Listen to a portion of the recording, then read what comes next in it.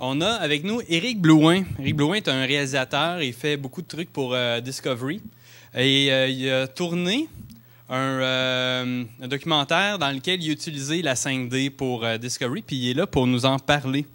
Alors, Éric Blouin, Société Digitale.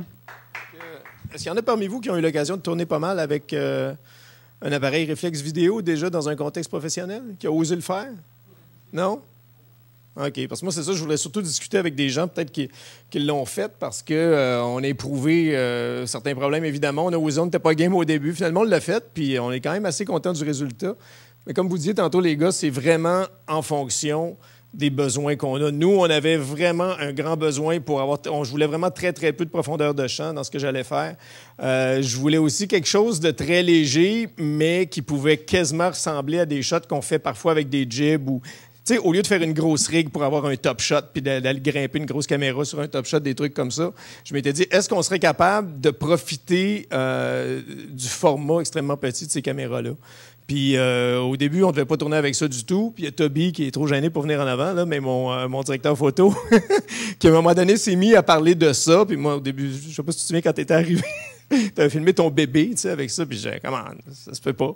Puis finalement, ben, c'est une émission documentaire qui a été faite. Ça devient une série. C'est un pilote Airable pour Discovery Investigation.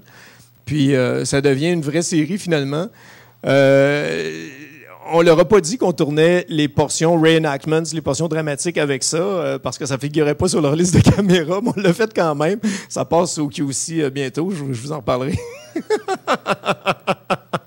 Mais bref, je vais juste vous montrer des images. Toby les a même pas revues non plus, là. C'est lui qui les a tournées, mais je peux peut-être juste le... Écoutez, je pourrais vous montrer un petit extrait. Comme je vous dis, moi, ce que je voulais, c'était vraiment quelque chose de très petit, parce que malheureusement, on n'avait pas le budget, on n'avait pas beaucoup de temps pour tourner, pour monter des grosses rigs, mais il y avait une intention de réalisation qui était de faire beaucoup de top shots. Alors, voilà.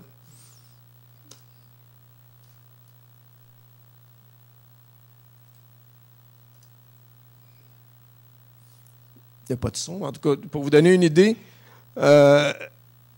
Voyez-vous, évidemment, là, moi, le look que je voulais absolument, c'est d'avoir très, très, très peu de profondeur de champ. Au début, on a pensé, bon, évidemment, on ne tournait pas en pellicule.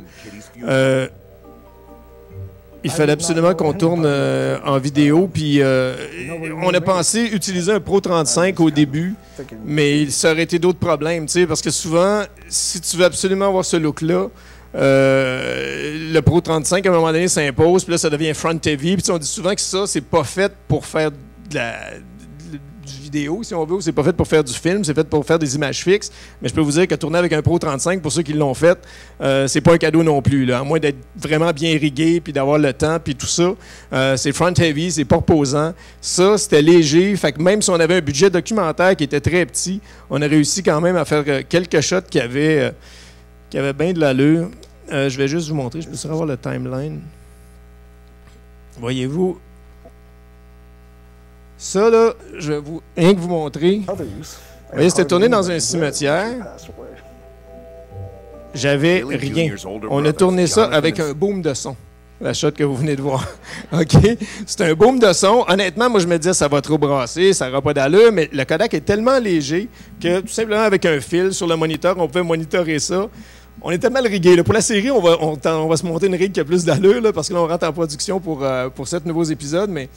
C'était juste quelqu'un qui s'est mis comme ça, puis on a accroché, qui a servi de trépied, finalement, de trépied de jib ou je sais pas quoi.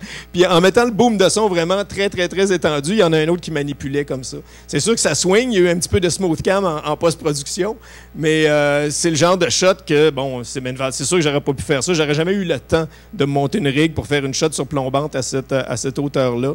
Fait que ça, j'ai trouvé ça très cool aussi. Le fait que c'est petit, veut pas souvent. Je vous explique l'affaire, c'est un truc sur des chicanes de testament, cette série-là. Puis on essaye. Moi, ce que je voulais, c'était un peu d'induire la vision du mort, là, qui regarde ses descendants chamailler, puis tout ça. On le dit pas que ça fasse quétaine, mais c'est un peu ça l'intention, là. Puis des fois, tu es à l'intérieur, tu as des plafonds de 8, 9 pieds. Bon, c'est évident que riguer un gros Kodak. Mettons, je sais pas, là, puis ça aurait été en vidéo, ça aurait été moins cool, mais mettons qu'on aurait tourné, je sais pas moi, en HDCam ou whatever, ben, si en plus on ajoute un Pro 35 là-dessus, ton plafond de 8 pieds, tout à coup, il est rendu à 5 pieds, là, parce que tu as quasiment 3 pieds de long de trucs, de matériel, tandis que là-dessus, ben, on avait à peu près quoi, 1 pied, avec les objectifs Atobi aussi, mais on pouvait aller facilement jusqu'à 14 mm, fait que ça nous donnait vraiment, on a l'impression qu'on est très haut, même à l'intérieur, ce qui n'est pas le cas du tout. Puis ça, c'est grâce au fait que le format du... bon, évidemment, des images, là, c'est de valeur, parce qu'évidemment, sur cet écran-là, vous ne voyez pas nécessairement la qualité finale des images. Je vous parlerai de compression puis tout ça après, là. Mais... ça, Toby, j'aimerais que tu nous en parles pareil du fait que cette petite shot-là à l'épaule, quand même, on a fait beaucoup de walk-in puis des trucs comme ça. Le fait que c'était petit, c'était comme pas nécessairement stable, mais même si on s'est rigué quelque chose de broche à foin, là, qui éventuellement, ça va être quelque chose dans le genre-là. Mais, fait que c'est ça, il y a quelques autres. C'est dommage, comme je dis, parce qu'il faut vraiment le voir sur un écran HD, là, parce que honnêtement, l'algorithme de compression, là, vraiment, nous autres, ce qu'on a fait comme workflow, c'est tout de suite sur le plateau, on avait un data wrangler qui nous convertissait tout ça en ProRes HQ. Puis, honnêtement, ça, c'est le côté, dans notre cas, qui a vraiment super bien été. Il y a une coupe de place, puis ça, je suis curieux, puis vous allez m'en parler, là. Il y a une coupe de place en... Ah, ça, c'est une coupe de boom shot. Je vais juste vous les montrer pour le fun. Attends un peu, je vais vous montrer les marqueurs. Ça, c'est une shot de fausse jib aussi. Alors, quand même, comme je vous dis, là, c'est vraiment low budget. Là. On est avec la perche, on l'a fait, on s'est dit ça va être tout crash, ça va shaker. On l'a fait 2-3 fois, puis il y en a une qui était dead on, parce que tes mouvements, vu que c'est léger, tu peux avoir une certaine fluidité si tu fais le mouvement vite. Tu sais, c'est sûr que si c'est lourd, à un moment donné, ça shake, tout ça. Fait que oui, il y a des désavantages, on s'entend, là, tu fais pas... c'est pas nécessairement super pratique. Des fois, tu prends une chance, ça se peut que ta shot, tu ne l'aies pas. Mais quand tu n'as pas nécessairement le budget pour le faire, normalement, sinon, j'aurais pas pu le faire. C'est sûr. J'aurais pas pu le faire avec le budget et le temps qu'on avait. Il y a bien des shots fixes aussi qu'on faisait tout simplement avec un gobo, là, puis on s'installait, puis je fais un petit mouvement de zoom back tranquille. Après ça, en post-prod, là, sans aller trop loin, pour pas exagérer, mais... Vous voyez, ça, c'est un plafond d'à peu près 9 pieds, peut-être? 8 pieds et demi, 9 pieds. Puis on était capable de se faire quand même un petit mouvement de jib là-dedans, puis ça a pris quoi? Ça a pris... 2 minutes à riguer. Parce qu'en fait, on avait 2 caméras. Il y en avait une qui était riguée plus ou moins comme ça, comme je vous dis, avec un peu broche à foin, mais comme ça. Puis la deuxième était toujours prête avec le boom. À un moment donné, selon les scènes qu'on faisait, on avait une deuxième caméra qui était toujours prête avec le 14 mm dessus puis le boom. Fait qu'au lieu d'avoir un gars de son, on avait un gars de shot aérienne. Mais ce que je voulais vous montrer, c'est pas ça. C'est qu'il y a des shots, je les cherche, là, qui sont... qui sont peut-être un petit peu plus low light, puis j'y ramasse des espèces d'artefacts. C'est ça que je vais vous montrer. C'est où, bâtard? Un peu. Ouais, je suis pas sûr que ça va paraître beaucoup ici. Mais voyez-vous... Parce que ça, quand même, Toby, c'était relativement low light, puis elle sort quand même pas pire, cette shot-là. Je vais te la montrer, là, ça, là. Je sais pas, on dirait qu'il y a un autre facteur, mais je sais pas c'est quoi, parce que regarde, il y en a d'autres qui pourtant... Vous voyez ici, là, il y a comme des... Il y a des lignes verticales. Je pense pas que c'est le rolling effect. Là. Je sais pas si c'est le J-Lo effect. Je penserais pas. C'est comme si j'ai l'impression que si c'était une shot réflexe, là, vraiment prise un appareil photo, j'aurais l'impression que le miroir est sale. Il y a comme des lignes verticales qui apparaissent des fois. Puis, mais c'est pas, comme je dis, c'est comme si... C'est par-dessus l'image. C'est pas mon image là, qui fait ça. C'est comme si... Puis ça, mais c'est arrivé 2-3 fois. Puis il y a une des shots, là, la pire, mais cette valeur, ça ne paraît pas. Là, je vais te le montrer sur le...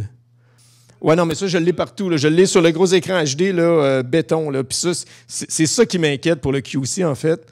Parce que tu peux le grossir ici, mais je pense pas que ça va apparaître beaucoup. Là. Peut-être vous le... J'ai des espèces de lignes comme ça. Non, non, ça fait partie de la shot pour vrai.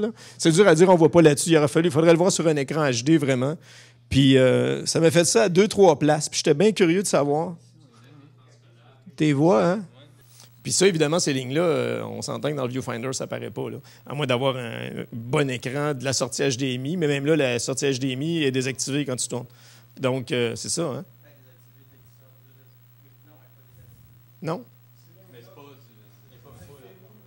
OK, pas full, c'est ça. Elle n'est pas full. Elle marche encore, mais c'est comme du NTSC qui est filé là-dedans, c'est ça? OK, ouais, c'est ça. Fait que ça, je l'ai vu au montage, cette affaire-là. Je l'ai vu au visionnement, puis il était trop tard, sinon, ben... on aurait bossé cette journée-là, puis Toby disait « Ouais, ça commence. »